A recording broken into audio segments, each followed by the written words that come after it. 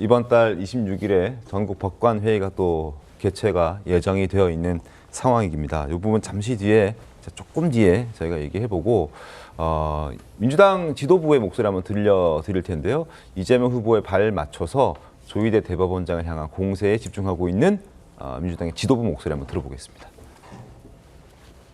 법원의 선거 개입을 원천 차단하고 사법정의 실현을 위한 사법 대개혁을 적극 추진하겠습니다. 적어도 이 사태와 관련해서 대법원장의 책임을 묻는 행위들은 스스로 거취를 결단하는 정도는 저는 필요하다고 봅니다. 어쨌든 그런 상황이 왔음에도 불구하고 조희대 대법원장 사퇴하지 않아요? 그러면은 탄핵안 발의하십니까? 뭐 그런 것들은 검토해야 되겠죠. 반드시 책임을 묻긴 해야 합니다. 자, 저런 목소리들이 나오고 있고, 그리고 지금 전국 대법관 회의 제가 말씀드리지 않았습니까? 아마 26일에 이제 이게 열릴기로 결정이 났습니다. 여러 가지 안건들이 있는데 화면 보면 설명드리죠. 전체 투표자가 대표 법관들이 126명입니다. 26명이 찬성을 해야 이제 법관 회의가 개최가 되는 정족수가 갖춰지는 것인데, 당초 26명이 안 돼서 25명밖에 안 돼서 이걸 하루 미룬 상태에서 조금 더 시간을 끌었고, 결국에는 26명 채워서 이제 그게 지난주 금요일 일입니다. 채워서 이제 이번 달 26일에 하기로 계획은 잡혀 있는데, 여기에서 이제 논란이 됐던 여러 안건들이 있는데, 첫 번째는 대법원이 너무 신속하게, 너무 빠르게 결론을 내렸다라는 부분입니다. 거기에 대해서 법관들이 대법원장을 성토하겠다라는 그 안건이 하나가 있고, 그리고 또 하나의 안건은 지나치게 외부에서 사법부의 판단에 개입하는 것 아니냐, 이러한 안건도 함께 올라간다고 합니다. 그러니까 두 건을 지금 함께 논의를 하는 것인데, 과연 이거를 어떻게 바라봐야 하느냐. 일각에서는 처음에 1심, 2심 때 이게 2년 동안 길어지고 빠르게 결론이 나지 않고 633 원칙, 강행 규정을 지키지 않았을 때 이런 목소리가 나왔어야 되는 것 아니냐라는 지적도 있고, 반대로 그래, 이번 대법원의 판결은 지나치게 선거에 개입했다는 측면이 있을 수 있다. 그래서 이것들 지적해야 된다. 뭐 이런 얘기들도 있습니다.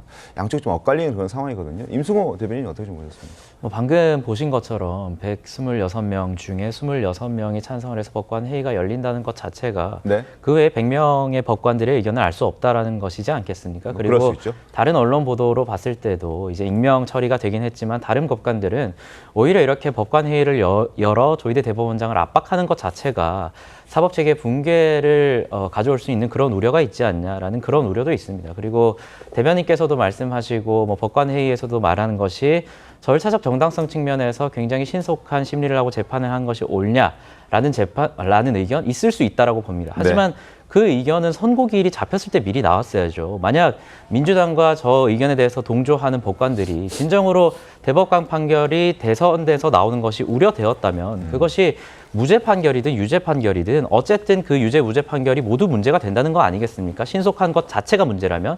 그렇다면 법리적으로는 잘 해석해 주셨지만 정치적으로 봤을 때 왜 그런 주장을 하지 않았죠, 민주당이?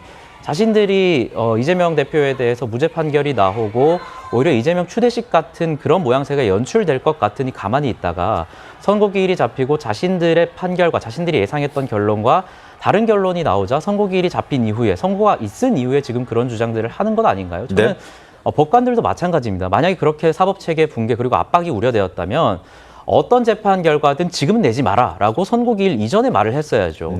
선고가 난 이후에 나와가지고 결론에 대해서 사실상 주장을 하고 있는 것인데, 우리는 결론에 대해서 다투는 것이 아니다. 우리는 그 절차적 정당성에 대해서 다투는 것이다.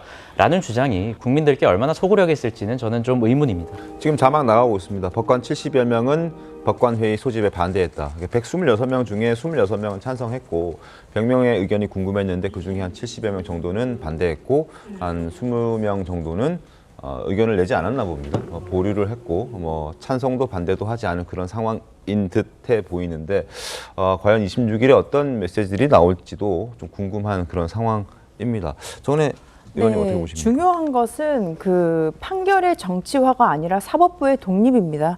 저희가 대통령제를 채택하고 있는 국가에서 저는 사법부가 반드시 독립적인 기관이 되어야 한다고 생각하고 지금의 문제는 정치화가 되었다는 것이죠. 조희대 대법원장의 판결로 인해서 사실 5월 1일 이후에 더불어민주당의 당원이 하루에 5천 명씩 이상 증가하고 있습니다. 그리고 그날 이후에 이재명 그 후보의 책이죠. 뭐 국민이 합니다라는 그 책인데 교보문고의 베스트셀러 1위를 기록하고 있어요. 이 말은 무엇이냐? 국민이 그 판결로 인해서 사법부의 신뢰가 땅바닥에 떨어지게 된 사건입니다. 그리고 국민의 주권이 찬탈된 그런 불안감을 느끼고 있는 것인데요.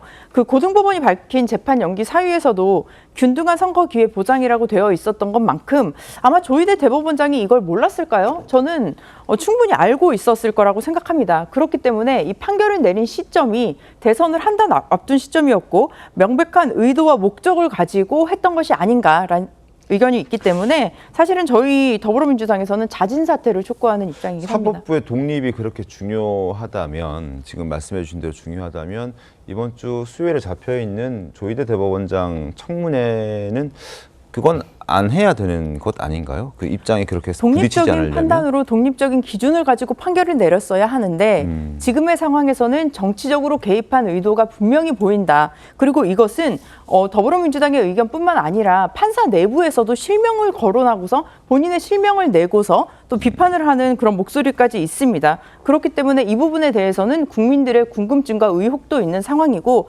저는 명확하게 풀고 넘어가야 할 문제라고 생각합니다. 그 사법부의 목소리라는 게 정말 극소수의 이례적인 네네. 목소리인데 그걸 근거로 삼기는 굉장히 부족하고 그리고 사법부의 정치 개입이라는 거를 한번 시점상으로 논해볼까요?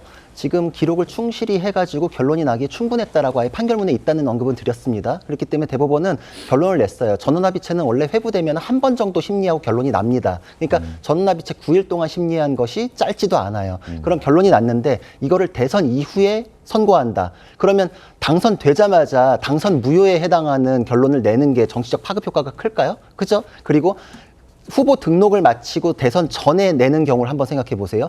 그때 민주당이 타격을 입을 게 더 크죠. 후보 교체 논의도 못하고. 그러니까 후보 등록을 하기 전에 하는 게 결론이 난 상태에선 가장 정치 개입을 덜 하는 거일 수밖에 없었죠. 네. 그러니까 결론이 난 상태에서 이걸 뭉갠다? 라는 건 오히려 정치적 후폭풍이 크기 때문에 사법부는 사법의 일을 한 것입니다. 그리고 이때 빠르기 때문에 더 좋다. 이거는 무조건 상고 기각이다라고 민주당에서 환영했었던 걸 전 기억합니다. 알겠습니다.